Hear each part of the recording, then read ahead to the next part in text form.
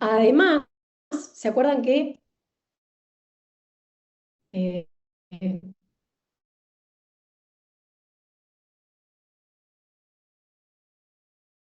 en general para todas las sociedades, lo dice el artículo 6? En ese artículo 6, una de las cosas que incluye justamente es la referencia al aporte. Dice que el aporte que se realice tiene que estar individualizado en el contrato social. ¿Y por qué? Justamente por toda la función, primero porque obviamente es la obligación es la obligación que debe cumplir este socio o accionista, pero segundo porque vamos a ver que tiene varias funciones este aporte que se realiza. En primer lugar, una función, las vamos a ver un poquito más adelante, más en detalle, una función de organización de la sociedad. Justamente el porcentaje que represente el aporte de ese socio en la totalidad de los aportes que se realicen es lo que va a determinar justamente el porcentaje de su participación en lo que son los derechos. ¿Sí? ¿Cuánto va a valer su voto? ¿Cuánto va a tener a qué porcentaje de la utilidad que se distribuya va a tener derecho a percibir, por ejemplo? ¿Sí? Tiene una función también, obviamente, que es instrumental al objeto, ¿no? O sea, con ese aporte es que vamos a poder llevar a cabo la actividad. Después, una vez que esa sociedad empieza a funcionar y eso empieza a variar, si se obtienen ganancias y esas ganancias se destinan al autofinanciamiento, ya no vamos a estar hablando solamente del aporte inicial, pero no deja de ser entonces una función que es instrumental entonces al hecho de llevar a cabo ese objeto. Y además vamos a ver que cumple una función como garantía de los terceros. ¿Por qué? Porque este capital no se puede distribuir entre los socios o accionistas. Los socios o accionistas no pueden decidir distribuir ese capital entre ellos. Ese capital se transfiere a la sociedad y no vuelve a los socios. Entonces, por lo menos esa cuota parte del patrimonio que esté constituida por el capital, que no va a ser distribuible entre los socios, va a oficiar como garantía de los acreedores. Por supuesto que la sociedad responde con todo su patrimonio frente a los acreedores. Artículo 2372 del Código Civil, que ya lo conocemos y lo conocemos bien. Ahora, no todo lo que encontremos, no todos los rubros que encontremos contabilizados en el patrimonio, ¿sí? Tienen esta característica de no poder ser distribuibles. Ya lo vimos en la clase pasada, ahora en un ratito vamos a volver a esto. Esto era simplemente para explicarles el porqué de esta necesidad o de esta exigencia del legislador de individualizar los aportes en el contrato social, ¿sí? Vinculado a lo que son también las funciones que cumple. Entonces, siguiendo con el articulado entonces en materia de aportes, tenemos algunas normas que regulan lo que es la evaluación de los aportes en el caso de los aportes no dinerarios o aportes en especie, porque cuando aportamos dinero, evidentemente la evaluación es muy sencilla, ¿sí? O sea, estoy aportando una determinada suma y esa suma, el valor correspondiente a esa suma, será el valor que se le atribuye a ese aporte. Ahora, cuando estamos hablando de aportes no dinerarios o aportes en especie, ahí tenemos una dificultad, que de alguna manera tenemos que evaluarlo, porque justamente tenemos que tener la posibilidad de determinar a cuánto asciende la participación de ese socio en esa sociedad en función de ese aporte que realiza. Esto lo encontramos regulado en el artículo 64 con carácter general. Vamos a encontrar después algunas normas especiales que también las encuentran ahí en la diapositiva. Este artículo 64 nos dice que la evaluación de los aportes no dinerarios o en especie se tiene que realizar a la fecha del contrato social y según previsión realizada en el propio contrato social. O sea que en el propio contrato social encontraremos un acuerdo de los socios en donde nos dicen fulano de tal aporta determinado mobiliario que evaluamos en la suma de tanto. Mobiliario que va a ser de utilidad, va a ser útil para la sociedad porque lo vamos a estar utilizando para llevar a cabo nuestra actividad. y a eso se le asigna un valor en el propio contrato social, en la fecha de otorgarse el contrato social, y se une una cláusula, una previsión expresa en el contrato social. Esa es la regla que maneja este artículo 64, o sea, le da prevalencia a lo que es el acuerdo entre los socios a la hora de determinar esa evaluación. Ahora, si no existiera ese acuerdo en ese contrato y no existiera esta cláusula de evaluación, entonces nos dice, en su defecto, se determinará según los precios de plaza. Y a su vez, en defecto de esto, nos dice, se evaluará según peritos, todo esto lo dice el artículo 64, después léanlo bien y está todo en un parrafito. Según peritos que acuerden las propias partes aportantes y los restantes socios, si hubiera socios que no estuvieran aportando bienes de este tipo. Y si no se ponen de acuerdo las partes en el perito, cada una nombra una, el tercero lo nombra el juez. Si alguna no cumple con designar al perito, entonces lo terminará nombrando el juez. Todos esos criterios que van siendo residuales uno a otro nos indica la ley, ¿sí? Para lo que es la evaluación de estos aportes no dinerarios o en especie. Eh, Y decíamos que tenemos regulación especial para algunos tipos de aporte que ameritan una referencia en cuanto a la evaluación, que lo encontramos en los artículos 65, 67 y 68. El primero para títulos cotizables, el 65 para títulos cotizables, que en este caso nos dice el artículo que se van a evaluar, se van a aportar y por ende se van a evaluar por lo que es el valor de su cotización a la fecha en la que se realiza el aporte. Para los bienes que estén grabados, ¿se pueden aportar bienes que estén grabados? Sí, pero obviamente que ese gravamen va a generar un detrimento en el valor del bien que se está aportando, porque justamente tiene ese gravamen que pesa sobre el bien, sea mueble o sea inmueble. Entonces, ¿qué nos dice el artículo 67? Que estos bienes grabados pueden ser aportados por su valor, pero deduciendo el importe del gravamen. ¿Sí? O sea, tiene en cuenta justamente cómo incide esto en lo que es la evaluación. Y por último, el 68 consagra la posibilidad, reconoce expresamente la posibilidad de que se aporte un establecimiento comercial y soluciona de alguna manera cómo se debe evaluar ese establecimiento. Porque si ustedes se acuerdan, y vuelvo a Comercial 1, si ustedes se acuerdan, nosotros en Comercial 1 veíamos que el aporte, el establecimiento comercial como sí, en sí mismo eh, es un bien, ¿sí? Y lo tratamos como, justamente como un objeto de derecho, pero se acuerdan que teníamos toda la dificultad de distintas posiciones doctrinarias en cuanto a de qué tipo de bien estamos hablando. ¿Estamos hablando de una universalidad? ¿Estamos hablando dentro de la universalidad una universalidad de derecho o de hecho? Estamos hablando no de una universalidad, sino de un bien complejo. Distintas posiciones doctrinarias que se sostienen en nuestro ordenamiento sobre la naturaleza de este establecimiento. ¿Qué viene del artículo 68? Establecimiento comercial, que se acuerdan que tenemos una regulación parcial en lo que es la ley de enajenación de establecimientos comerciales del año 1904 y regulación posterior de lo que es la promesa. El legislador de la Ley de Sociedades Comerciales, año 1989, conocía toda esta problemática y ¿qué dijo? ¿Se puede aportar un establecimiento comercial? ¿Y cómo vamos a hacer para evaluarlo? Por todo lo que es la problemática del establecimiento, vamos a tratar de no generar un problema con lo que es este aporte. Entonces, ¿qué dice? Viene a dejar bien claro y dice, se tiene que acompañar el aporte del establecimiento, veo una mano levantada, pero no veo de quién. ¿Hay alguien levantando la mano? No. A ver, el aporte de este establecimiento se puede realizar. Primera dificultad que tenemos, no sabemos cómo está compuesto, ¿se acuerdan? ¿Cuáles eran los bienes esenciales, cuáles no, cuáles quedaban comprendidos, cuáles no? Entonces, lo primero que dice es, al aportarse ese establecimiento se tiene que acompañar de un inventario, justamente para dejar claro cuáles son los bienes que componen ese establecimiento y que no quede duda.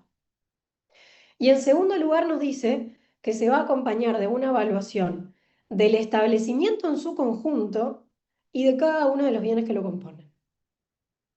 Entonces, de alguna manera, de esta forma, intenta el legislador societario sortear toda esa discusión que se da relativa al establecimiento.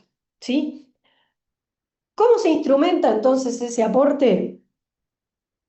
Tenemos el artículo 58 de vuelta, que nos dice que el propio contrato social es título hábil para la transferencia, para la transmisión de los bienes que se aporten en el momento de la suscripción, del otorgamiento del propio contrato. Entonces, no necesitamos documentar ese aporte en un contrato aparte, no necesitamos otro título y modo, ¿sí? Simplemente el propio contrato social es título hábil para transferir la propiedad de los bienes que se aporten. Y esto, de alguna manera, viene a simplificar la realización de los aportes, porque si tuviéramos que hacer estos aportes por separado del propio contrato social, esto tendría un costo muy alto, además de todas las dificultades que aparejaría. ¿Sí? Por último, les menciono allí al final de la diapositiva, el régimen de la mora en el aporte, que lo tenemos consagrado expresamente en el artículo 60 de la Ley de Sociedades. La Ley de Sociedades nos dice que quien comprometió un aporte y no cumple con hacerlo, va a incurrir en mora, dice la ley, sin necesidad de interpelación alguna, ¿sí? De forma automática. Y dice además que una vez producida la mora, deberá pagar un interés moratorio, además de la realización del aporte, deberá pagar un interés moratorio, y ese interés moratorio nos dice que va a ser equivalente al interés bancario corriente para operaciones activas. Y además nos dice que ese socio o accionista que no esté cumpliendo con el aporte, además de este interés moratorio, va a tener que resarcir los daños y perjuicios que ocasione a la sociedad. ¿Por qué? Porque esto es un recurso con el que la sociedad cuenta. Esta es una forma de financiamiento de la actividad de la sociedad. Y si el socio o accionista lo comprometió, debe cumplirlo. Y si no lo cumple, genera estos daños y perjuicios. ¿Sí? Seguimos, Alan, con la siguiente.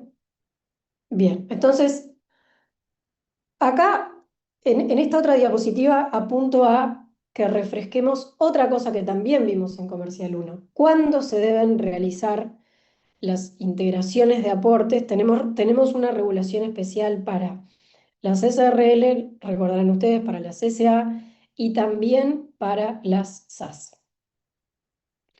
En el caso de las SRL, tenemos el artículo 228 de la Ley de Sociedades, que nos dice que al momento de constituir la sociedad, o sea, en el momento que los socios otorgan el contrato social y constituyen esa sociedad de responsabilidad limitada, tienen la obligación de integrar en ese momento al menos el 50% de lo que es el capital, de lo que es el aporte en dinero, ¿sí?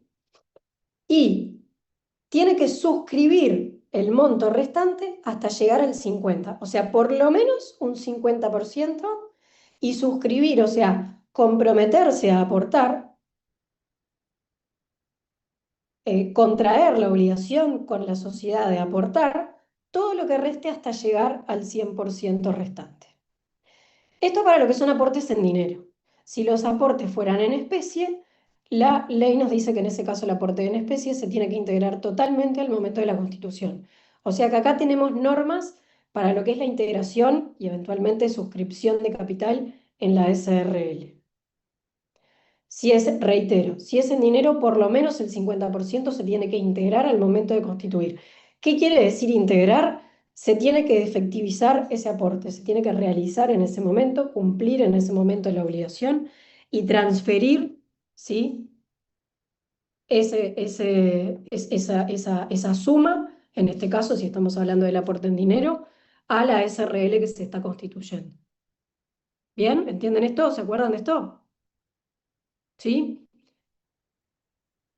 Veo solo la cara de Santiago en mi pantalla, pero obviamente que cualquier cosa me interrumpen, me levantan la mano, abren el micrófono y por supuesto que pregunten todo lo que quieran. Para la sociedad anónima, tenemos otras normas que tienen una regulación distinta de esta de la SRL. Concretamente los artículos 252 y 280. En este caso, estas normas lo que nos dicen es que los accionistas tienen la obligación de integrar por lo menos el 25% del capital social al momento de suscribir el contrato, al momento de firmar el contrato o el estatuto social, y tienen que suscribir, comprometerse a aportar lo que reste hasta llegar al 50%, y no establece un plazo justamente para cumplir con esa suscripción. Y vieron que son montos, son porcentajes más bajos que los que encontrábamos entonces en ese caso de la SRL. Y para las SAS tenemos una norma especial en la ley de SAS, la 19.820, que es distinta de las dos anteriores, pero combina elementos de las dos. ¿Qué nos dice la ley de SAS? Que los accionistas tienen la obligación de integrar por lo menos el 10% del aporte en dinero que estén comprometiendo en el momento de otorgar ese contrato social por el que se constituye la SAS. Y tienen que suscribir todo lo que reste hasta llegar hasta el 100%, ¿sí? Hasta el 100%. Acá en esto se asimila a la SRL. Y además dice que esa integración se tiene que cumplir en un plazo no mayor a los 2 años. Al igual que en la SRL, también dice que si los aportes fueran en especie, se tienen que integrar en su totalidad al momento de la constitución.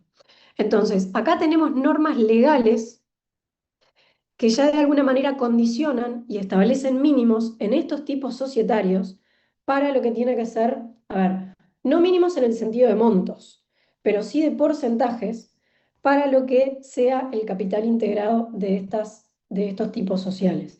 ¿Por qué les digo que no hay un mínimo de monto? Porque no tenemos ninguna norma que diga, como sí tuvimos en algún momento, que para constituir una sociedad anónima, el capital social e integrado tiene que ser mínimamente de, por ejemplo, por decirles, no sé, cualquier cosa, 100.000 pesos.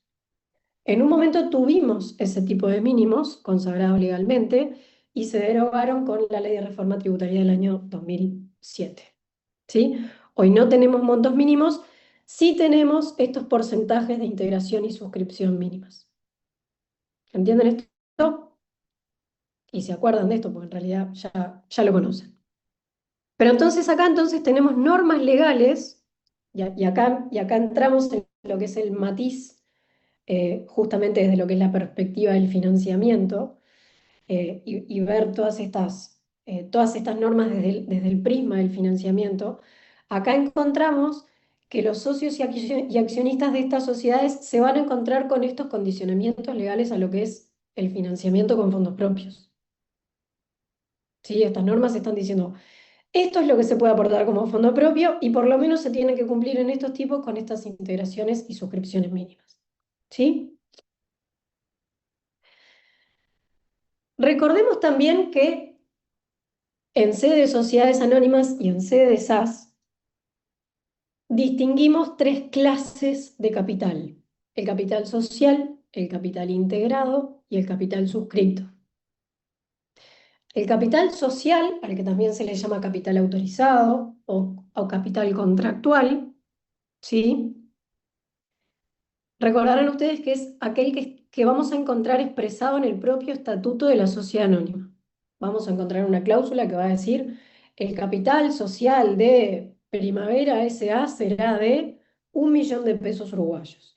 Lo vamos a encontrar expresado en moneda nacional, lo vamos a encontrar en el propio estatuto de la sociedad, y también recordarán que este monto oficia como un monto máximo, un tope máximo para la emisión de acciones por la sociedad.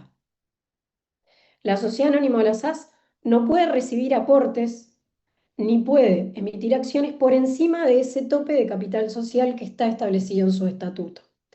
Si quisiera recibir aportes y por ende emitir acciones por encima de esa cifra, tiene que aumentar su capital social. Lo tiene que modificar y lo tiene que aumentar. ¿Sí? Esta cifra, entonces, como la encontramos establecida en el estatuto, se dice doctrinariamente que tiene vocación de permanencia. ¿Sí? Y después, como les decía recién, no tenemos normas que establezcan, que exijan un capital social mínimo. Tampoco tenemos normas que exijan que este capital sea totalmente integrado, salvo los casos que vimos recién. Esto que yo les puse a ver, diapositiva 4, es la que acabamos de ver. Para cuando ustedes vean, tengan esto como guía de clase, es lo que acabamos de ver. Solamente se exigen las integraciones mínimas que acabamos de ver, y en los casos en que los vimos, ¿sí? Este capital entonces es una mera cifra que aparece en el estatuto, que no aparece en la contabilidad y que no tiene un contenido patrimonial.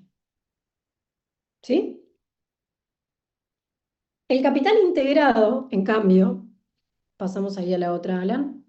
El capital integrado, en cambio, es justamente, si lo tuviéramos que definir, se trata de justamente el capital efectivo, que es efectivamente aportado por los accionistas. Estamos hablando, reitero, de SA y de SAS.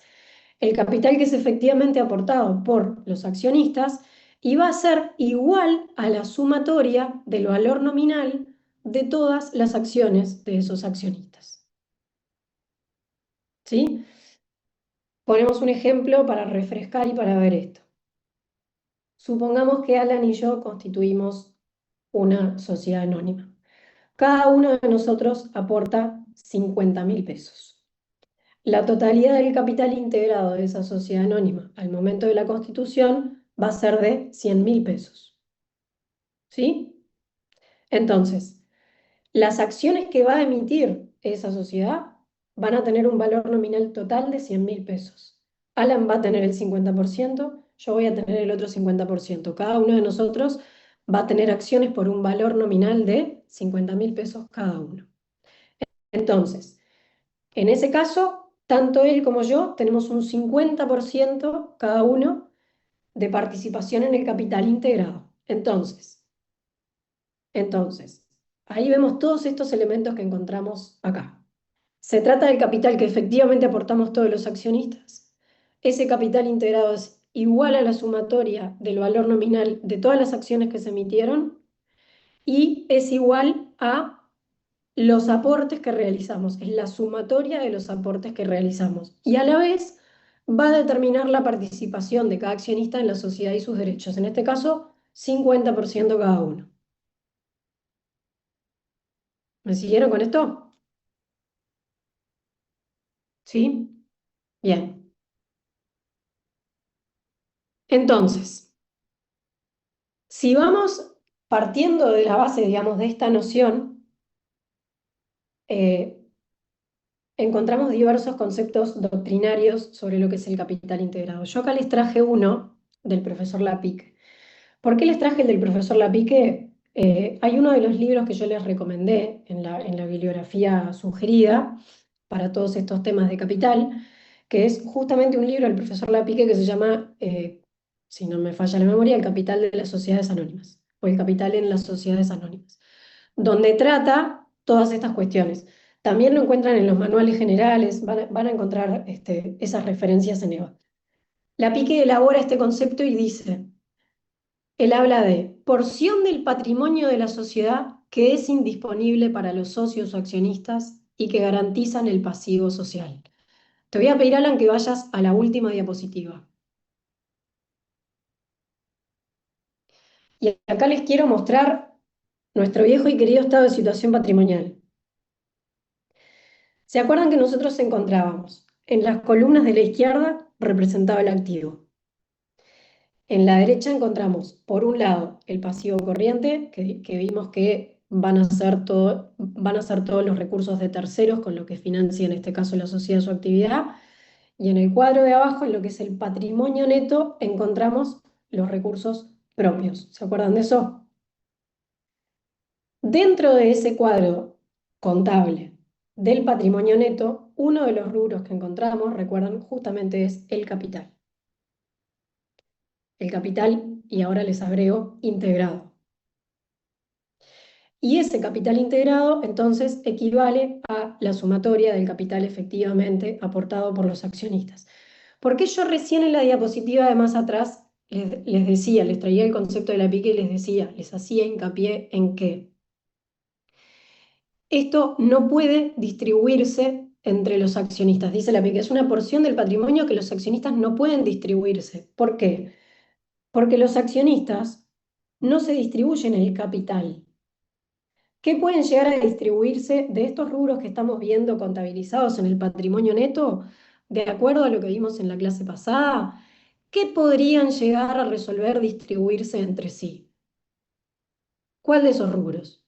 Resultados acumulados. Los resultados acumulados, que son utilidades acumuladas, pero no el capital. Entonces, volvemos atrás, Alan. Entonces, por eso la doctrina dice, yo les traigo el concepto de la pique, pero en realidad, doctrina nacional comparada, que analizan esta cuestión, justamente dicen, y esto está atado a la función de garantía, esta porción del patrimonio que constituye el capital tiene la particularidad de que no puede distribuirse entre los socios o accionistas. El socio o accionista transfirió la propiedad de ese capital y no vuelve al socio o accionista. ¿Qué volverá eventualmente? La utilidad sí se distribuye, pero el capital va a quedar en la sociedad. ¿Sí? Entonces, esto de alguna manera viene a equilibrar el conflicto de intereses que se genera. Porque acá se acuerdan que nosotros en estas sociedades tenemos una limitación de responsabilidad de los accionistas. ¿Se acuerdan que los accionistas no responden por las deudas sociales que contraen la sociedad? Entonces, justamente el acreedor tiene, llamémosle la desventaja, de que si mañana la sociedad no cumple, no va a poder reclamarle el pago de la deuda que la sociedad no cumple, no va a poder reclamársela al accionista. Pero de alguna manera, para equilibrar esta desventaja, ¿qué hace el legislador? Genera justamente esta indisponibilidad del capital integrado. El capital integrado no puede distribuirse entre los socios. ¿Sí? Y por eso es que oficia como una garantía mínima, pero garantía al fin para los acreedores de la sociedad. ¿Sí? Eh, Por esto mismo, acá siguiendo la diapositiva, esto que les digo de que opera como límite a la posibilidad de distribuir recursos para los accionistas, es lo mismo. Este rubro no va a poder distribuirse, ¿sí? Y en este caso, a diferencia del capital social, sí tiene un contenido patrimonial. ¿Por qué? Porque lo vemos justamente reflejado en el patrimonio neto, en los estados contables de la sociedad, como un rubro concreto denominado dentro del patrimonio neto capital integrado. ¿Sí? Nosotros veíamos todo esto en Comercial uno y la verdad que entender todo esto se nos dificultaba. Ahora de alguna manera todos estos conceptos los vamos viendo y los vamos relacionando con todo lo que vimos en la contabilidad y con todo lo que vamos entendiendo acerca de utilidad, distribución de utilidad, función del capital, etcétera, etcétera. ¿Sí? Bueno, las iteraciones exigidas son las que ya vimos. Y la tercer clase de capital que se distingue es el capital suscrito. El capital suscrito es aquel justamente que los socios se obligan a aportar a la sociedad. Esto que veíamos recién de que tienen la obligación de suscribir hasta tanto por ciento en las SRLs y en las SA, ese es el capital suscrito. Es aquel capital que los socios se obligan a aportar a la sociedad en un futuro. Y por lo tanto, la sociedad lo que va a tener es un derecho de crédito contra el accionista por la realización de ese aporte por parte del accionista. Y acá me remito a todo lo que vimos recién, por eso les puse la referencia a la diapositiva 5, que es la de hace un ratito. ¿Sí? Vinculado a estos, repasemos ahora entonces las funciones de capital que de alguna manera enunciamos más temprano. Ahora las vamos a entender mejor, todavía mejor. La función organizativa de la propia sociedad, les pongo yo ahí. ¿A qué refiere? A que este capital integrado, la realización de aportes por parte de los socios y la constitución de este capital integrado, va a determinar la participación de los socios o accionistas en la sociedad. ¿Cuál es la participación que tienen en la sociedad, en las ganancias y en todos los restantes derechos propios del socio o accionista? Ese porcentaje va a ser, en principio, salvo que se establezca otra cosa en el estatuto, va a ser proporcional a su participación. En el ejemplo que poníamos de la sociedad que constituíamos hoy con Alan, va a ser un 50% cada uno. ¿Por qué? Porque el capital integrado, que era de un total de 100.000, lo integramos a razón de 50.000 cada uno. Entonces, eso, desde el punto de vista organizativo e interno de la sociedad, va a determinar cuál es la participación que tenemos, 50 cada uno. Eso va a determinar que si se distribuyen mañana 500.000 pesos, cada uno se resuelve distribuir 500.000 pesos, cada uno va a tener derecho a percibir un 50% de eso, ¿sí? Y si mañana tenemos que ir a votar a la asamblea, nuestros votos van a valer 50.000 los de Alan, 50.000 los míos, ¿sí? Acá es como visualizamos entonces bien claramente lo que es la función organizativa. Segunda función que se menciona doctrinariamente, la de garantía, en este caso, garantía para los acreedores de la sociedad, por esto que les estaba diciendo recién. Como porción del patrimonio que los accionistas no pueden distribuirse entre sí, queda dentro del patrimonio de la sociedad para garantía de los acreedores. Y lo que hace es justamente equilibrar este desequilibrio que se genera por el hecho de no contar los acreedores con la garantía personal del patrimonio de los accionistas por las deudas de la sociedad. Y por último, la función de productividad. Por esto de que estos aportes, este capital integrado, lo que hacen es dotar a la sociedad de los recursos necesarios para llevar a cabo la actividad en el marco del objeto social. Y también decíamos, más temprano, originalmente, en el momento de arranque y de realización de esos aportes, el monto del patrimonio va a equivaler a lo que es el capital. Aportamos 100.000 pesos al anillo, el patrimonio va a ser 100.000, y apenas la actividad empieza a desarrollar, vamos a empezar a ganar, a perder, y eso va a fluctuar. Entonces, en el momento cero, en el momento de constitución, inicialmente el capital integrado se identifica con el patrimonio, pero después un monto y otro ya varían y ya no van a ser iguales. ¿Sí? Bien. Acá les hago una referencia simplemente a que doctrinariamente recordarán ustedes que se realizan se realizan varias críticas a estas funciones del capital, entendiendo la doctrina que hoy por hoy no se cumple ninguna de las tres. ¿Por qué? Porque eh, no a ver, la función de garantía no es tal, porque la garantía no es el capital, sino que es todo el patrimonio, porque la función de productividad, en realidad podemos estar financiando la actividad también con otros recursos, y porque esta participación no la vamos a tener solo por el aporte, sino que eventualmente el capital integrado va a poder aumentar por otras vías que vamos a ver después. Simplemente mencionarles que existen estas críticas, porque ustedes ya las han estudiado en su momento, las van a volver a encontrar en la bibliografía ahora.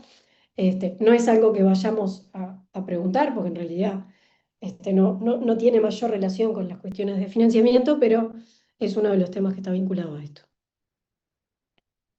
Entonces, hablamos de que al momento en que se realizan esos aportes, cuando se constituye la sociedad, la sociedad se constituye con un determinado capital integrado. En el ejemplo de la sociedad en la que constituíamos Alan y yo, eran esos 100.000 pesos. Ahora, ¿qué puede pasar? Y volvemos a ver esto desde la perspectiva del financiamiento y de las fuentes de financiamiento.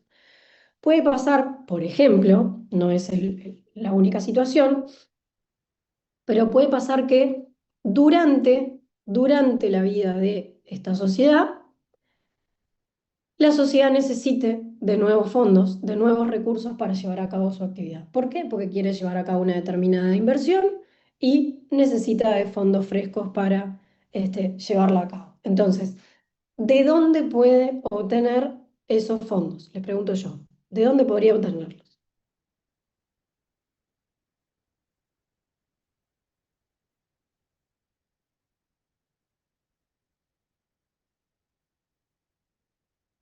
Es bien fácil la pregunta, alguien que se anime a responder.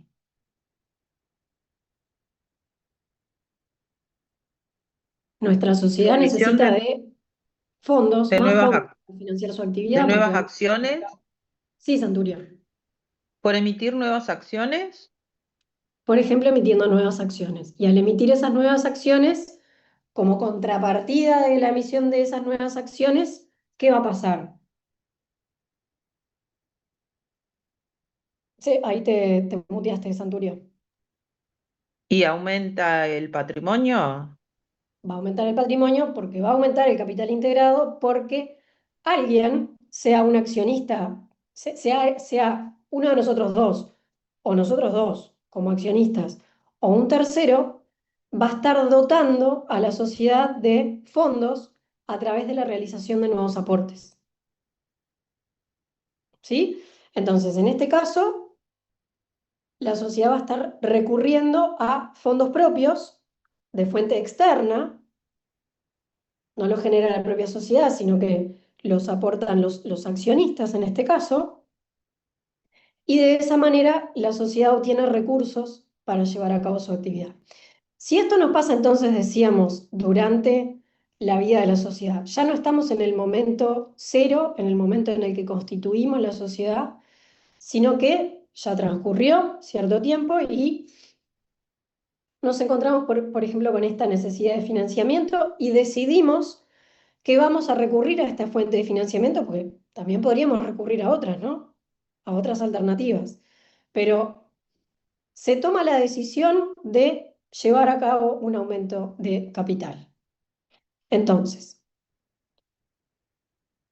esta decisión, en principio, ¿quiénes la van a tomar? Si se decide aumentar el capital integrado de una sociedad, ¿quién adopta esa Los decisión? A ver accionistas. si se acuerdan. ¿Los socios o accionistas? Ahí está. No tenemos un artículo de la ley que resuelva expresamente este punto, y acá hay algunos matices en las distintas opiniones doctrinarias que encontramos. En principio, hay quienes entienden que corresponde a la asamblea extraordinaria de accionistas, porque se acuerdan que la asamblea ordinaria tenía su competencia limitada a lo que era justamente la aprobación de los balances de cierre de ejercicio, la designación de directorio, eventualmente eh, la resolución de cuestiones urgentes. Entonces, en base a esto, la doctrina entiende, caso del profesor Lapique, caso del profesor Pérez Ramos, caso del profesor Miller, que esto es competencia de la Asamblea General Extraordinaria. Hay otros autores que dicen, no, asamblea sí, pero no necesariamente extraordinaria, la ordinaria también podría. Eso lo entienden, por ejemplo, la profesora Nuri Rodríguez y el profesor López Rodríguez. Y la Auditoría Interna de la Nación dice que entiende que puede resolverlo la Asamblea Extraordinaria y también el órgano de administración, que realmente fuera de una situación de delegación de la Asamblea, yo entiendo que esta posición no tiene sustento legal. ¿Sí? Entonces, Profe, quienes pueden adoptar la resolución, entonces, de aumentar el capital, que se realicen nuevos aportes, que se transfieran nuevos fondos o nuevos aportes, cualquiera sea la modalidad y cualquier sea el tipo de todos los que venimos de ver, por parte de los accionistas o un accionista de la sociedad, son entonces los socios. En el caso de la sociedad anónima, en el caso de la SAS, la asamblea, y con estos matices que veíamos de si únicamente la extraordinaria o también eventualmente la ordinaria. profe, Entonces, sí, eh, estaba refrescando la memoria en base a esto que usted estaba diciendo y yo recuerdo de Comercial uno, corríjame si estoy equivocado, pero no sé si no se necesitaba un tipo de mayoría especial para aprobación de esto, vamos a ver ahora cómo es el procedimiento. En realidad, mayoría especial en principio no. o En absoluta. principio no. Puede ser que esté olvidado, pero sé que usted a raíz, perdón, mientras usted avanza yo estoy empezando a acordarme y tal, y tenía alguna duda ahí. Bueno, vamos a ver si vamos evacuando las dudas, y si no, ustedes pregunten todo lo que quieran porque es el momento. Y se van a ir acordando, van a ir refrescando a poquito las cosas que vieron, sí, en Comercial uno. Sí, Hernández. Sí, perdón que tengo la conexión medio inestable, no, tuve que apagar la cámara un ratito. No, quería hacer un comentario de esto que tiene que ver directamente con los estados financieros, que digo, el aumento de capital integrado lo vamos a ver justamente en los estados contables. No lo vemos más después en el contrato social, no porque no modifica el contrato. Y Eso que tampoco se... estás diciendo está perfecto. Si nosotros, buena cosa. tampoco se inscribe. Entonces, me parece importante porque a la hora de saber la tenencia de las acciones de los accionistas y si se emitieron todas las acciones, no nos va a quedar otra que ir a esos estados contables para revisar eso. Ahí está. Si nosotros queremos saber cuál es explicando esto que dijo Santiago, si nosotros queremos saber cuál es el capital integrado de una sociedad, ese dato no lo vamos a encontrar en el estatuto. En el estatuto, ¿qué vamos a encontrarnos? De acuerdo a lo que dijimos recién. El capital social. En realidad, o sea, te vas a encontrar el capital social inicial, pero después si hubo reformas tendrías, salvo que sea una SAS, tendrías que mirarlo en el diario oficial también. Claro, Pues tendríamos que ver la reforma, pero tendrías que ver entonces, el estatuto con las reformas también, ¿no? ahí está. Si vemos el estatuto con las reformas, lo que nos vamos a encontrar es el capital social. Y el capital social, por lo que vimos, no necesariamente tiene que estar todo integrado. Claro, el capital social Entonces, y la primera integración, digamos, la fundacional la vas a ver, pero después si hubieron posteriores aumentos de capital integrado no los ves más en el contrato social. correcto. Entonces, si queremos saber cuál es el capital integrado de una sociedad, ya lo dijo Santiago, ¿qué tenemos que hacer? ¿Qué documento tenemos que analizar? Y esto nos pasa a nosotros, abogados, todos los días. ¿Qué documento tenemos que pedir? El Los libros. balance. El balance. Y ahora que ustedes tienen alguna noción de contabilidad, concretamente, dentro de lo que son los estados contables o los estados financieros, ¿cuál tendríamos que pedir? El estado de situación patrimonial. El estado de situación patrimonial. Ahí está. Entonces, el socio o accionista, ¿sí? Vía su derecho de información consagrado en la propia ley societaria, va a poder pedirle a los administradores que le faciliten el acceso a esta contabilidad, a este estado de situación patrimonial, para poder verificar esto.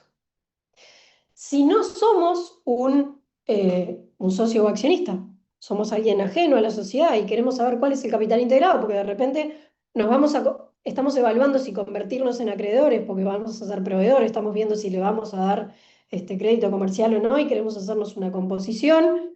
Y alguien nos dice, bueno, mira el capital integrado, aunque verdaderamente no oficia como verdaderamente garantía, pero fíjate el capital integrado. Esa persona, ¿cómo hace para llegar a esa información?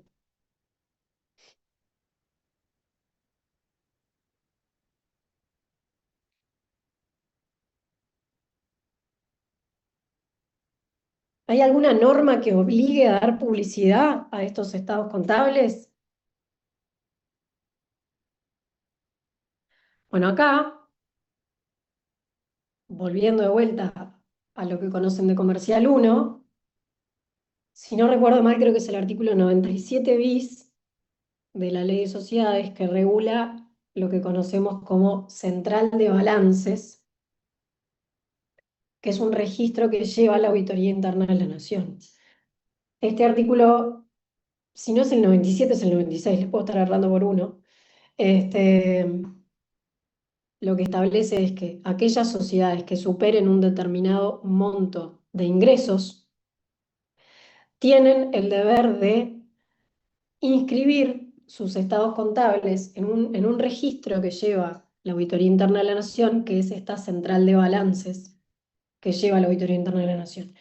Y todos nosotros tenemos derecho de acceder a los estados contables que están registrados en esa central de balances.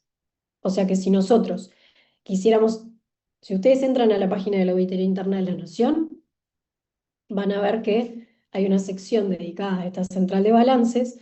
Ahí van a encontrar un listado de cuáles son las sociedades que tienen registrados sus balances ante la Auditoría Interna de la Nación y pagando una tasa o un provento podemos acceder a esa información contable. Por supuesto que también se la podremos pedir a la sociedad la suministrará o no. Por ejemplo, una cosa que vamos a ver es cuando lleguemos al financiamiento con fondos de terceros y concretamente cuando analicemos todo lo que son modalidades de financiamiento en el mercado financiero, y estoy hablando de mercado bancario y mercado de valores, ¿sí? Sistema de intermediación financiera y mercado de valores. En ese caso, quienes prestan fondos, en ese caso, piden toda esta información contable justamente a los efectos de evaluar la situación del sujeto que está pidiendo esos fondos prestados. Ya vamos a llegar a esto, pero vemos cómo tener toda esta información es de suma importancia.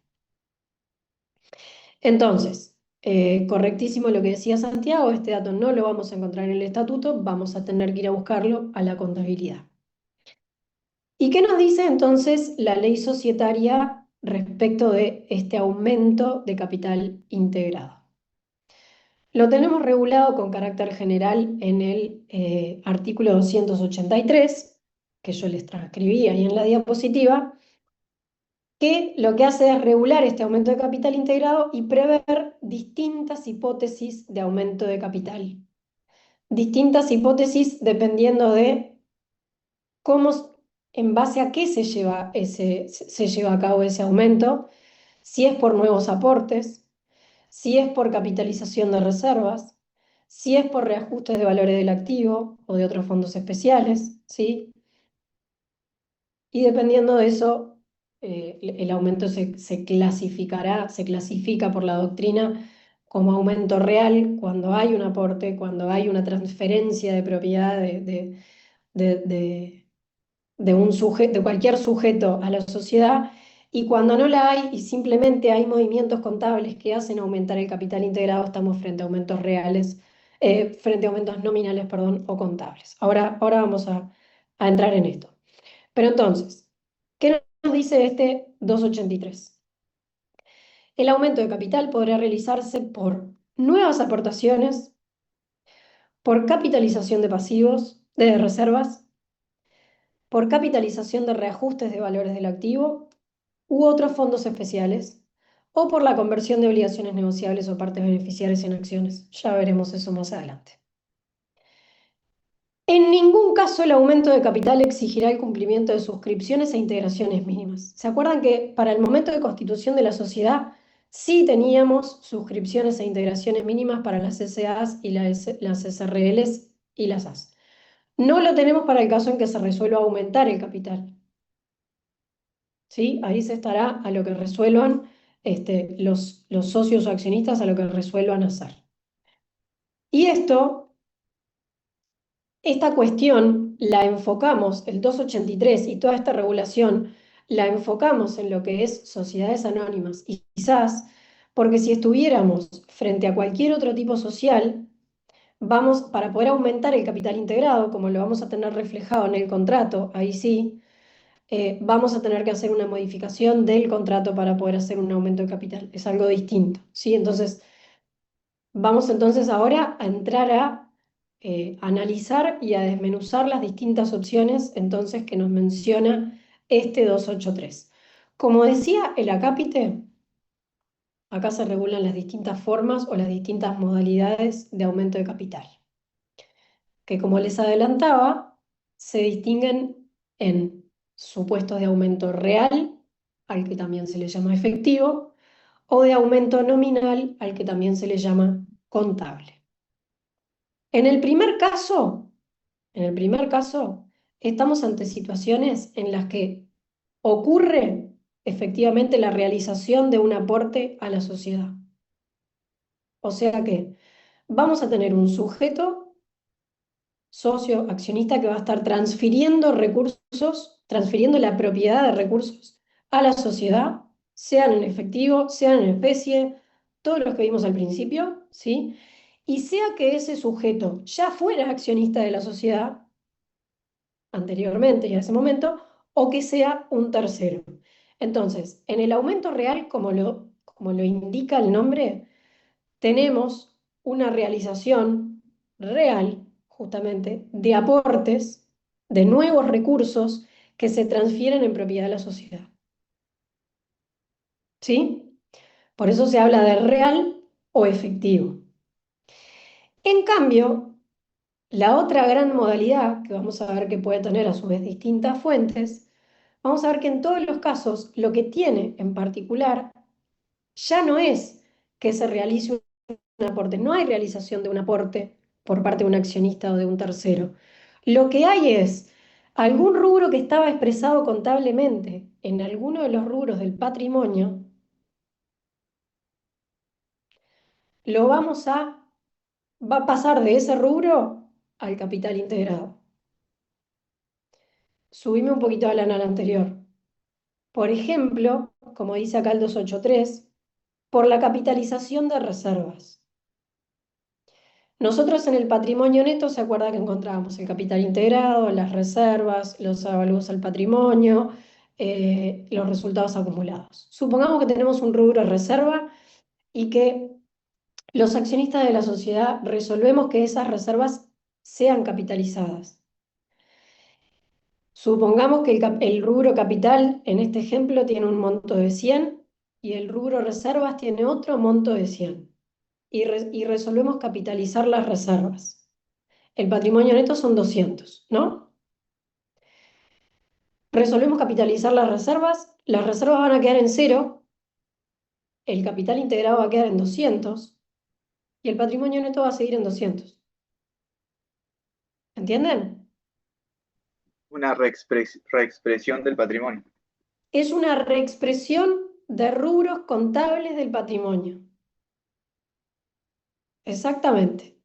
Entonces, acá no hay un aporte en el sentido de que no hay una transferencia de nuevos recursos del accionista a la sociedad.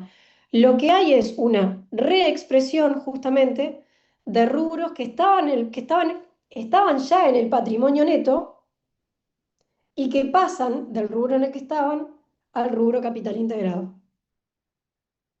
aumentando, como dice acá, el rubro capital integrado. Vamos a la siguiente. Entonces, volvamos entonces al aumento real, ¿sí? En este caso, reitero, bastante sencillo. Vamos a tener entonces una realización de aportes a la sociedad. Por lo tanto, vamos a tener una transferencia de recursos de ese accionista o de ese tercero a la sociedad. ¿Qué es lo que se puede, qué es lo que se puede transferir, transmitir para aumentar ese capital integrado? Se pueden realizar nuevos aportes. Se pueden transferir nuevas sumas de dinero, realizar cualquiera de los aportes que vimos que se pueden realizar. Se pueden capitalizar pasivos. Esto no está recogido expresamente entre las distintas hipótesis que leímos recién que prevé el 283, pero la doctrina, la auditoría interna y la práctica lo avalan, ¿sí? Ahora les voy a mostrar en otra diapositiva en qué consiste esta capitalización de pasivos, pero básicamente, a ver, la sociedad tiene un pasivo que contrajo con, por ejemplo, nuestra sociedad contrajo un pasivo con Santiago, ¿sí? Y lo vamos a encontrar contabilizado dónde y cómo. Eso puede ser, o sea, el acreedor que pasa a ser accionista cuando se le Exactamente, el debe. acreedor que pasa a ser accionista. A ver, Ajá. Santiago, ¿dónde lo vamos a encontrar reflejado? Era eso, era. O sea, el pasivo del acreedor lo vamos a encontrar en el pasivo. Ahí Y está. Pasaba a ser un recurso de un tercero que teníamos que devolver y que por tanto estaba contabilizado como un pasivo. Resolvemos, Alan y yo y Santiago, resolvemos capitalizarlo y emitir acciones. En vez de devolverle a Santiago la plata que nos prestó, que le prestó a la sociedad, vamos a llevar ese pasivo al capital integrado y vamos a entregarle acciones por el monto correspondiente. Entonces, lo que estamos haciendo en ese caso es capitalizar un pasivo. Convertimos un pasivo en capital integrado. Deja de ser un pasivo, deja de tener la naturaleza de un pasivo, deja de ser una deuda que la sociedad debe afrontar, debe cumplir y tiene la obligación de pagar, para ser como un aporte más en el sentido de que no está obligada a devolverlo, simplemente se convierte en una determinada participación en el capital integrado que le dará derecho a Santiago este, le dará derecho a Santiago a todos los distintos derechos como accionista, ¿no? A votar, a participar de las utilidades, etc. Sí, Amaro. Para realizar esa operación, tiene que haber una aceptación de parte del acreedor, ¿no? Sí, Ahora, sí, lo sí, sí, por eso suponía, no dije, lo vi por sí, ahí, pero quería sí. confirmarlo. Entonces, a ver, creo que un par de diapositivas más abajo, ahí. Ahí les puse un ejemplo. Vamos primero a la de arriba de esta. Perdón, Alan. Eh, Acá les puse un ejemplo que era el que veíamos recién, ¿no? No estoy hablando de pasivos, sino que estoy hablando de un nuevo aporte. Estoy hablando de alguien que viene y aporta fondos, ¿sí? Supongamos que la situación de la sociedad anterior a la realización del aporte es la que encontramos a la izquierda. La sociedad tiene en el activo, tiene caja por 100 y en el patrimonio, ¿se acuerdan la partida doble? En el patrimonio vamos a encontrar que eso está expresado en el capital integrado como 100. Eso fue al momento inicial. Después resolvemos que se realiza un nuevo aporte, también por 100 pesos. Entonces van a entrar 100 pesos frescos a la sociedad. Vamos a encontrar eso reflejado en el activo. La caja va a pasar a ser de 100, va a pasar a 200 con la realización del aporte. Y el patrimonio también va a variar. Vamos a ver que el capital integrado va a pasar de 100 a 200. Entonces, tenemos un aumento del activo y tenemos un aumento del patrimonio. Vamos ahora al otro caso, al siguiente. Ahora sí, retomando la situación de la capitalización de pasivos que estábamos mencionando recién. Supongamos que en el momento anterior a la realización, a la capitalización del pasivo, tenemos caja por 100 en el activo. ¿Y de dónde se obtuvieron esos 100? Se obtuvieron 50 de una deuda que está contabilizada como un pasivo y 50 del capital integrado que proporcionaron los socios que está bajo el rubro capital integrado. Resulta que la deuda de 50 resolvemos capitalizarla. Entonces, el activo, vamos a la columna a la derecha, el activo, la caja, va a seguir siendo de 100, porque no me entraron fondos frescos nuevos, no hubo un aporte nuevo. Yo ya había tomado la deuda por 50 y ya me habían dado los 50 que ya habían ido a la caja. ¿Sí? El pasivo, como lo estamos capitalizando, va a pasar de 50 a 0. Y lo que va a aumentar es el patrimonio, ¿por qué? Porque el capital integrado pasa de 50 a 100. Entonces, en este caso, disminuye el pasivo, aumenta el patrimonio y no hay ninguna modificación en el activo.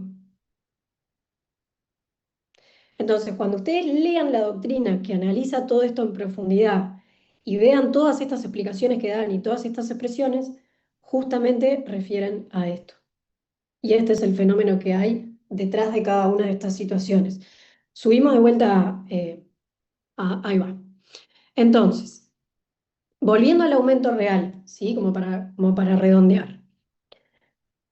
El aumento real entonces puede tener lugar o bien por la realización de nuevos aportes, viene uno de los accionistas o viene un tercero y le transfiere recursos a esa sociedad, o por una capitalización del pasivo. Acá la sociedad no se va a hacer de fondos frescos, ya los había obtenido antes, pero ¿qué va a dejar de tener la sociedad? Deuda. Una deuda. Deuda. Deuda. Va a dejar de tener la obligación de pagar. ¿Sí?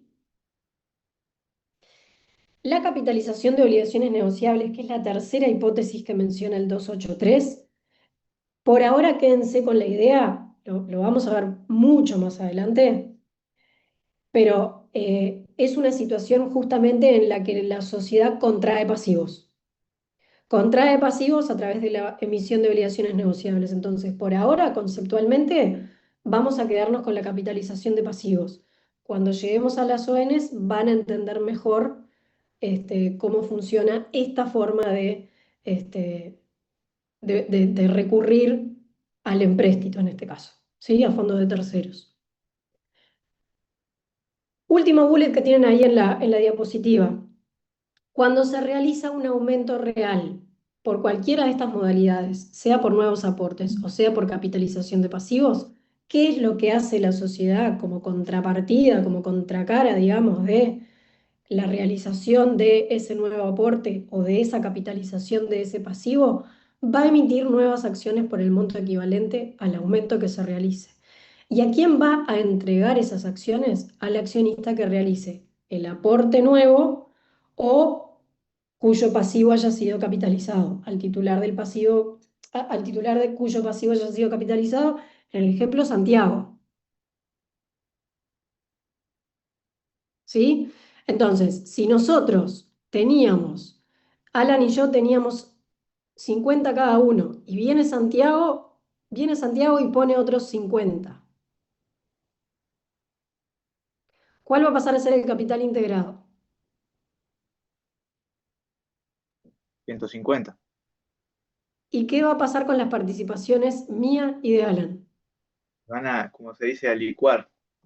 Se van a licuar, se van a ver reducidas, se van a ver disminuidas. ¿Por qué? Porque el 100% pasa a repartirse entre 3. Ya no somos 2,50%. Ya Yo no tengo una son consulta, 100 entre Lucía. 2. Vamos a tener un 33% cada uno. ¿Sí? Una consulta, Lucía. Sí. Respecto a la capitalización de pasivos, ¿también se activan los mecanismos de defensa que tienen los accionistas minoritarios? Sí, ahora vamos a eso. Sí, exactamente, porque al final del día es como si se hiciera un aporte, esa capitalización de pasivo, esa capitalización de pasivo. Eh, ¿Qué pasa? Es como si la sociedad le pagara ficción, ¿no? Es una ficción la que estamos haciendo, pero es como si la sociedad le pagara el pasivo y esa persona se diera vuelta y aportara eso a la sociedad. ¿Sí? Y hay una transferencia, ¿sí? A ver, los fondos ya los proveyó a la sociedad, pero lo cierto es que está resignando esa deuda, ese derecho de cobro ya no lo tiene. Por eso es que tenemos un aumento en el patrimonio. ¿Sí? Como contracara de eso es que se disparan todos esos mecanismos de protección que vos decís, que ahora los vamos a ver en breves minutos. Bueno, bien, estos ejemplos ya los vimos. Bien, entonces llegamos a la otra hipótesis, a la del aumento nominal o aumento contable. Y como veíamos recién, les reitero, esta modalidad de aumento tiene la particularidad de responder a simplemente una reexpresión de rubros contables que ya estaban registrados en el patrimonio neto, ya estaban expresados en la contabilidad dentro del rubro patrimonio y que se utilizan y se destinan para aumentar el rubro capital integrado. ¿Cómo va a aumentar ese rubro? En la misma proporción en la que disminuya el otro rubro patrimonial. ¿Sí? El ejemplo que poníamos hace un ratito de la reserva. Si tenemos reservas por 100, capital integrado por 100, y decidimos capitalizar la totalidad de la reserva va a quedar en 0 y el capital integrado va a pasar a ser 200. ¿Sí?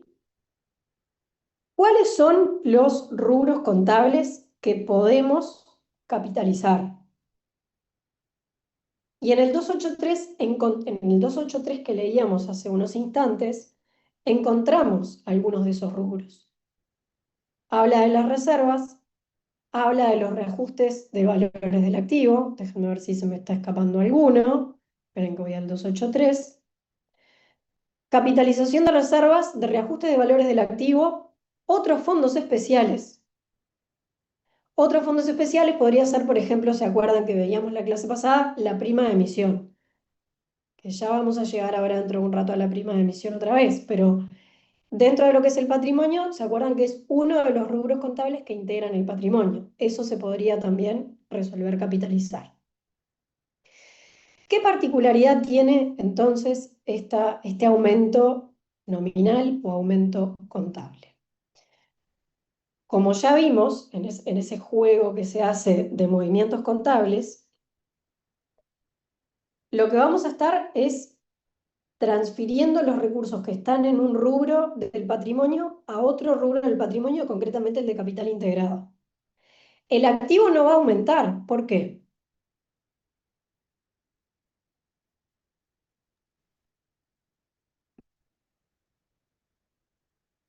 ¿Por qué no aumenta el activo? Porque no ingresan fondos nuevos. En realidad se reexpresa el patrimonio, baja un rubro, que puede ser el de reserva, y aumenta otro, que es el de capital. Correctísimo, correctísimo. Y por el mismo motivo, tampoco va a aumentar el patrimonio. El patrimonio va a seguir teniendo va a seguir siendo el mismo monto, solamente que en vez de estar en el rubro reservas y el rubro capital integrado, ahora va a estar todo en capital integrado. Pero el monto del patrimonio no se modifica. Entonces, aumenta el capital integrado, disminuye otro rubro patrimonial, que puede ser reservas, reajustes del valor del activo u otros fondos especiales. La disminución va a ser proporcional al aumento que se realiza en el capital integrado. No va a aumentar el activo, no va a aumentar el patrimonio. Y en este caso, también se van a emitir nuevas acciones. Pero a estas acciones, la ley societaria tiene la particularidad de que les llama acciones liberadas. ¿Por qué? Justamente porque estas acciones no tienen el respaldo, llamémosle, no tienen como contrapartida la realización de un aporte, sino que se hacen por esta reexpresión de rubros contables patrimoniales. Entonces, a estas acciones la ley le llama acciones liberadas. ¿Y a quién se van a entregar estas acciones liberadas? ¿A quiénes va a beneficiar? A ver si se dan cuenta y si recuerdan, ¿a quiénes va a beneficiar un aumento de este tipo? A todos los accionistas pro rata de la participación que tengan. A todos los accionistas a prorrata de la participación que tengan. Perfecto, Santiago. Es una decisión que van a tomar los accionistas en asamblea, más allá de la discusión si extraordinaria u ordinaria, y esta reexpresión y aumento del capital integrado los va a beneficiar a todos a prorrata. Si los accionistas seguíamos siendo Alan y yo y resolvemos hacer un aumento de capital nominal y resolvemos capitalizar, por ejemplo, la reserva que estaba constituida, entonces la sociedad va a emitir acciones liberadas y del total de las acciones liberadas que emita nos va a entregar la mitad a cada uno. ¿Sí? Bien. Bueno, seguimos otro poquito. Y llegamos entonces a lo que nos anticipaba Santiago. ¿Qué puede pasar a raíz de estos aumentos de capital integrado? Vamos a ver que estos aumentos de capital integrado, por un lado, pueden tener consecuencias para los acreedores por esta función de garantía que veíamos que tiene el capital y el patrimonio. Eso lo vamos a dejar para la clase que viene. Vamos a enfocarnos ahora en las consecuencias, las incidencias que un aumento de capital integrado puede tener para los propios accionistas existentes al momento de llevar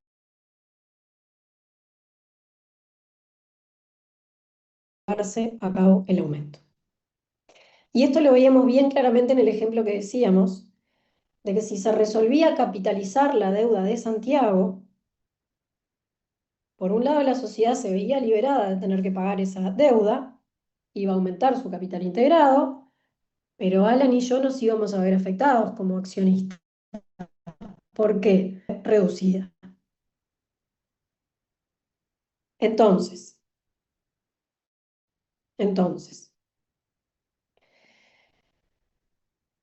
justamente dada, ahí va, quédate ahí, Alan. Entonces, acá justamente lo que les pongo es, dadas esas consecuencias que pueden tener el aumento de capital integrado, sea lo que sea, ¿no? Pero el aumento de capital integrado en la participación de los accionistas, La ley lo que hace es establecer una serie de mecanismos para proteger a esos accionistas. Reitero, también trae otros que son para proteger a terceros. Eso lo vamos a ver la próxima. Ahora nos estamos centrando en los mecanismos que establece para proteger a los accionistas. ¿Sí? Y esos mecanismos los establece tanto para proteger la participación porcentual, esa que en el ejemplo Alan y yo perdimos, como para proteger el valor de la participación. Y ahora vamos a ver qué queremos decir con todo esto y vamos a cada uno de esos mecanismos de protección. ¿Sí?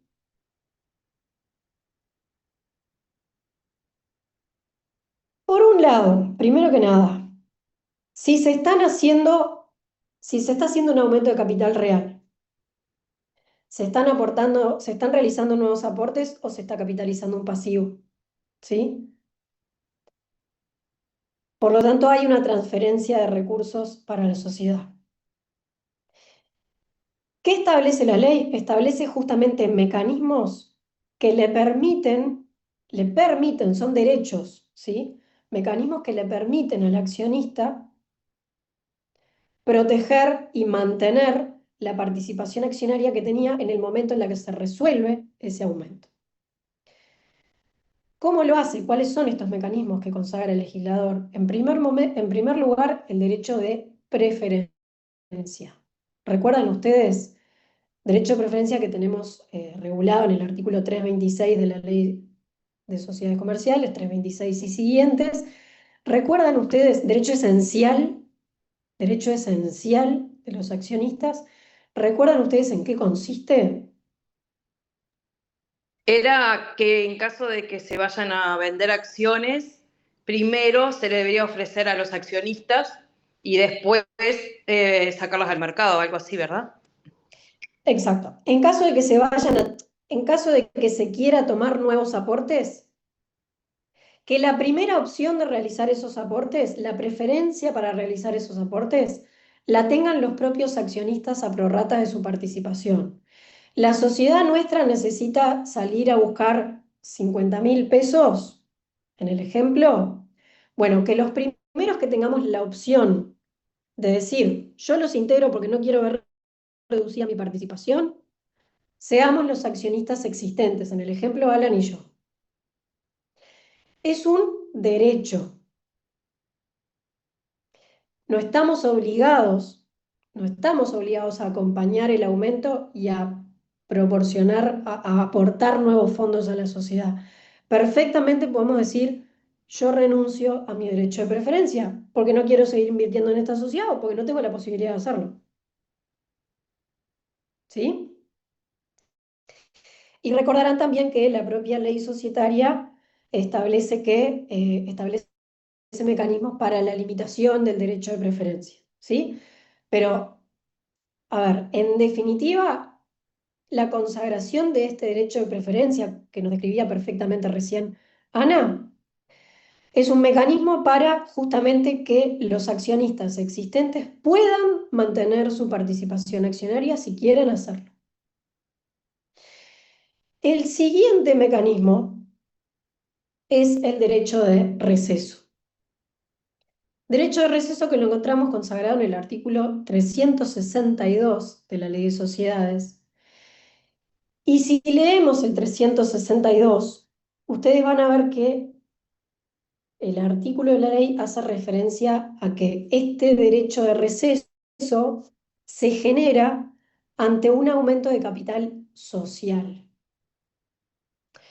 Entonces ustedes me dirán, pero profesora, usted hace un rato me dijo que el capital social era otra cosa. ¿Que el capital social era qué? El del inicio cuando se iniciaba la sociedad. No, el que está reflejado y plasmado como tope para la En el emisión de las contrato. acciones en el contrato, ¿se acuerdan? Entonces, ¿qué pasa? Acá la doctrina lo que se plantea es, este artículo, al consagrar el derecho de receso, ¿está realmente aludiendo al capital social? ¿Está aludiendo a una variación del capital social que vimos que no tiene incidencia ninguna en nada? o está aludiendo al aumento del capital integrado, que sí le puede generar un perjuicio al accionista y que sí puede ameritar una defensa de este tipo. La doctrina se cuestiona acerca de eso. Entonces, por ejemplo, los doctores Lapique, la profesora Lapique y Miller entienden que este derecho de receso se genera en los casos en los que se resuelve, bajo este artículo 362, un aumento de capital integrado. Porque es justamente el aumento del capital integrado el que le puede llegar a provocar este perjuicio, llamémosle, ¿sí?, al accionista que existe en ese momento. ¿Sí? O sea, la modificación del capital social en sí misma no lo perjudica, no genera la necesidad de protegerlo. Lo que genera la necesidad de protegerlo es el aumento del capital integrado. Porque es ahí donde puede haber disminuida. De modo que, entonces, consagra estos dos mecanismos, estos dos derechos, derecho a preferencia, derecho de receso, según la posición doctrinaria que sigamos, yo en lo personal me afilio a esta, como mecanismos de protección para mantener lo que es la participación porcentual del accionista en la sociedad, o se le llama también el valor relativo de la participación. En el ejemplo, para no disminuir de 50 a 33. Sin perjuicio de que podemos renunciar al derecho de preferencia y no ejercer el derecho de receso. El derecho de receso, ¿se acuerdan qué es, no?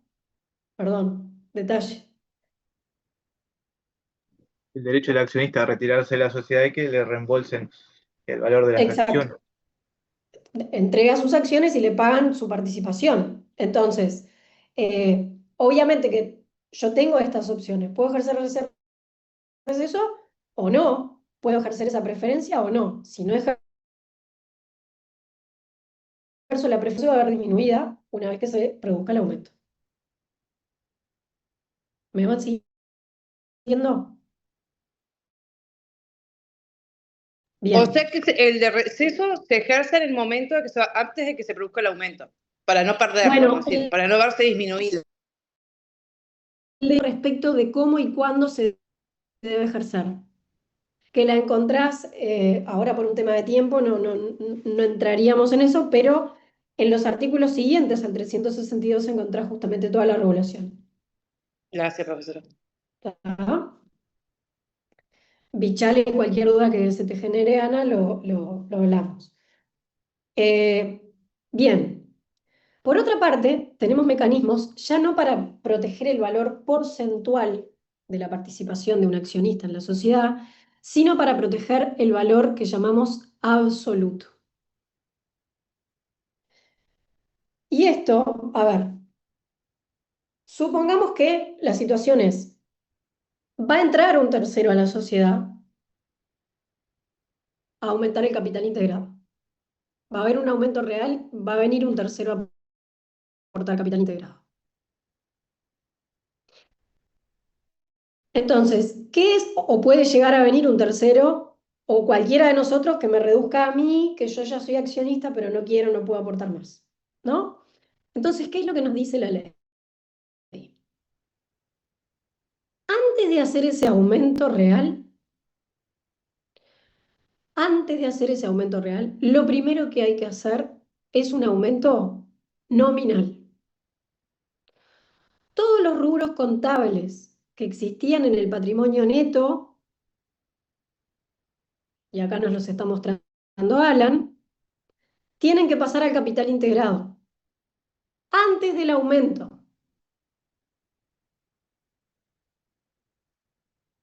Y se van a entregar, ya dijimos, se van a entregar acciones liberadas y nos las van a entregar a todos los accionistas a prorrata. Recién después se va a hacer el aumento real. A ver si razonando juntos llegamos. ¿Dónde está la protección de este mecanismo? ¿Por qué es un mecanismo de protección? ¿O qué se está buscando hacer con esto? De vuelta, para que no se disminuya la participación de los accionistas que no acompañan justamente ese aumento de capital integrado. Y porque además, correctísimo, y porque además todos esos rubros patrimoniales se generaron siendo nosotros los accionistas, antes de que entraran los nuevos aportes. Entonces, lo que está diciendo el legislador es, todos esos rubros del patrimonio, ¿sí? Tienen que trasladarse al capital integrado, se tiene que aumentar nominalmente el capital integrado para que todo eso beneficie a los accionistas previos al momento de la realización del nuevo aporte. Porque esas reservas, esos resultados acumulados, todo eso que encontramos ahí, esas primas de emisión, todas se generaron siendo los accionistas, en el ejemplo, Alan y Lucía. Santiago entró después. Entonces, que todo eso no beneficie a Santiago, que beneficie a Alan y Lucía. Y después sí, Santiago que haga su aporte. ¿Bien? ¿Entendieron esto? Entonces, ¿qué nos dice el 287 en definitiva? Que antes de que se haga un aumento real de capital, sea la modalidad que sea, pero antes de que se haga un aumento de capital, necesariamente se tienen que capitalizar todos los demás rubros existentes en el patrimonio, salvo las reservas especiales que pudiera haber. Esas las deja a salvo. ¿Sí? El último de los mecanismos es el de la prima de emisión. Y este es complejo y voy a tratar de simplificárselos. Ya Alan hizo alguna mención en la clase pasada. La situación en la que se constituye una prima de emisión, o una emisión de acciones con prima, o una emisión de acciones sobre la par, son todos términos equivalentes, es aquella en la que la sociedad recibe aportes de un tercero, o eventualmente de alguno de sus accionistas, ¿sí? Pero ¿qué pasa? No es ese aporte que hace ese tercero o ese accionista, no es por el valor nominal de las acciones que ya están emitidas. Por ejemplo, a ver, no se hace sobre la base del valor nominal, sino que se hace sobre la base del valor real, del valor de mercado. Nosotros tenemos una sociedad que tiene un capital de 100.000, pero si nosotros ponemos nuestra sociedad en el mercado, resulta que vale no menos de 1.000.000. Y el que venga a aportar, va a aportar sobre la base del 1.000.000. Dice, bueno, yo voy a aportar un 10% de 1.000.000. Si él aporta un 10% de 1.000.000 y pone ese monto, nos licúa de vuelta, reduce la participación de Alan y mía. Entonces, ¿qué se hace? Como capital integrado se registra únicamente, bajo aumento de capital integrado, se registra únicamente lo que es de ese precio que paga, solamente lo que equivale al valor nominal de las acciones que se le van a entregar. Y todo lo que excede de ese valor nominal no va a capital integrado, no se emiten acciones, sino que se contabiliza bajo un rubro prima de emisión. Entonces, de esta manera, justamente, o sea, lo que va, como dice ahí, lo que va a estar aportando esa persona, lo que va a estar pagando por la acción, es la sumatoria de lo que vamos a registrar como aumento de capital integrado más la prima de emisión. Pero es un mecanismo para proteger la participación de todos los que veníamos antes. Porque todos los anteriores lo hicimos por el valor real, por el valor nominal, no por el valor real. ¿Entienden? ¿Sí? Entonces, eh, esto lo van a ver, lo van a encontrar bien. Una pregunta, Sí, perdón. O sea, ¿se protege a los accionistas que no participaron en el valor real? se protege a los accionistas que no son los que vienen y ponen esos fondos. Bien. Porque esos al momento que hicieron su aporte lo hicieron sobre la base del valor nominal. Lo hicieron sobre la base de un valor inferior, un valor menor al valor real. Si viene alguien y pone el valor real, nos va a dejar chiquititos.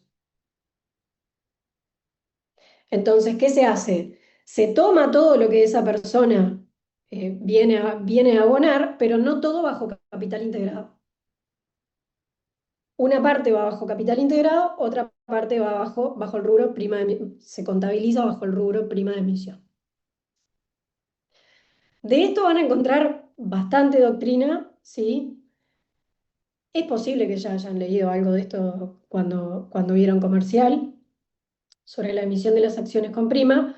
Una discusión que se da doctrinariamente es si este mecanismo de la emisión de acciones con prima, cuando se da una situación como la que acabamos de describir, es una decisión de resorte voluntario de la Asamblea o si es obligatoria. O sea, si es obligatorio o no aplicar este mecanismo de protección de los accionistas anteriores, de la protección del valor absoluto de los accionistas anteriores. ¿Sí? Y así, por ejemplo, Miller entiende que es un mecanismo que, aunque no esté dicho expresamente en la ley, es obligatorio. Y en el proyecto de ley de reforma de la ley de sociedades que yo les comentaba, que tenemos en trámite en el Parlamento, se establece justamente se indica expresamente la obligatoriedad, que hoy responde a una posición doctrinaria que entiende que lo es. Sí, Santiago. Claro, porque Miller y entre ellos también la PIC entienden justamente que el giro que hace el 297 del podrá no es facultad, sino que no quiere decir que en todos los casos haya que emitir prima con emisión, sino es en los casos donde se plantea esa diferencia entre el valor nominal y el valor real. Exactamente, en esos casos en donde se da esa diferencia y se puede generar ese detrimento para los accionistas anteriores en el valor absoluto de su participación, corresponde hacer la emisión, entienden ellos, es obligatorio, entienden ellos, hacer la emisión con prima. ¿Para qué? Para justamente no perjudicar a estos accionistas anteriores. A ver si me queda una diapositiva, creo que me queda, ahí va. Me queda una sola muy breve.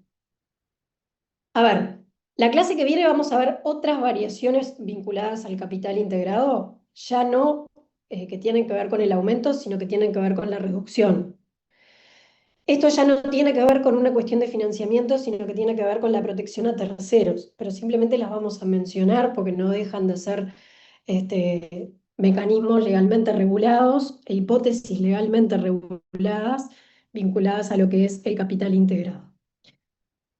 Lo que les quiero comentar ahora, y ya nos vamos, otra hipótesis de aumento que se puede dar, ya no es la del capital integrado, sino la del capital social, el que tenemos establecido estatutariamente como tope para la emisión de acciones. Cuando nosotros vamos a hacer una emisión de acciones, o sea, cuando se van a recibir nuevos aportes o se van a emitir acciones liberadas, tenemos que fijarnos si la cantidad de acciones, si esas acciones que se van a emitir, más las ya emitidas, superan o no ese tope del capital social. Si tras la realización del aumento las acciones superaran el capital social, entonces previamente a resolver el aumento del capital integrado, la sociedad debe resolver aumentar también el capital social o contractual. ¿Para qué? Para poder recibir justamente esos nuevos aportes. Entonces, yo acá simplemente les menciono, en el caso de las sociedades anónimas, cuáles son las normas que regulan esto, y les recuerdo que en este caso, como se va a estar cambiando el capital social, se va a estar aumentando en este caso, estamos frente a una reforma de estatutos. Como nos decía más temprano, creo que era Ana. Estamos frente a una reforma de estatutos que aumenta el capital social. Por ejemplo, pasa de 100.000 a 1.000.000 de pesos.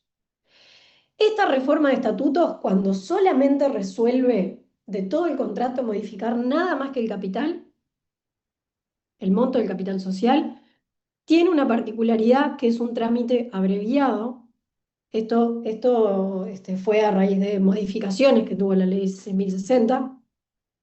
La situación actual es que hoy por hoy lo que se necesita para llevar a cabo esto es la resolución de la Asamblea que resuelva reformar el estatuto para aumentar el capital.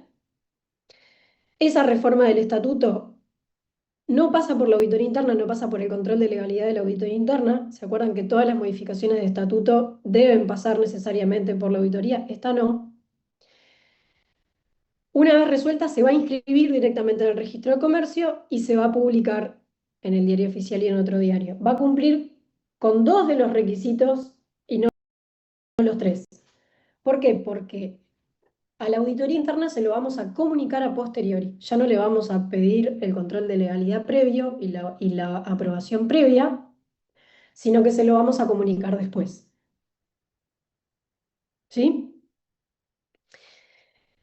En este caso también les menciono esta cuestión del derecho de receso que hablábamos más temprano, justamente por esto de que la doctrina se cuestiona acerca de si el derecho de receso procede en caso de aumento de capital social, como dice el 362, o solamente en caso de capital integrado. Y también destacarles que en este caso de aumentarse el capital social, nada tiene esto que ver, no tienen que cumplirse integraciones y suscripciones mínimas derivadas del cambio, del aumento que estemos haciendo en el capital social. Para las SAS, simplemente la particularidad de la diferencia en el trámite. Acá en este caso se reforma el estatuto, se inscribe en el registro, simplemente por la particularidad de ser una SAS. Por acá entonces, y siendo la hora, vamos dejando.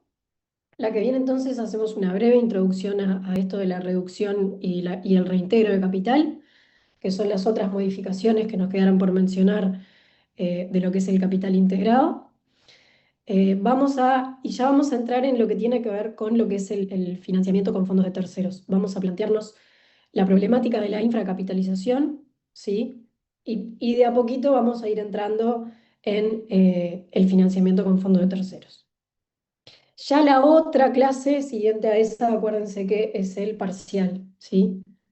Lo que va para el parcial va a ser lo que lleguemos hasta la clase próxima. Perfecto, ¿Está? gracias, profesora. Bien, Bueno, gracias. que pasen bien.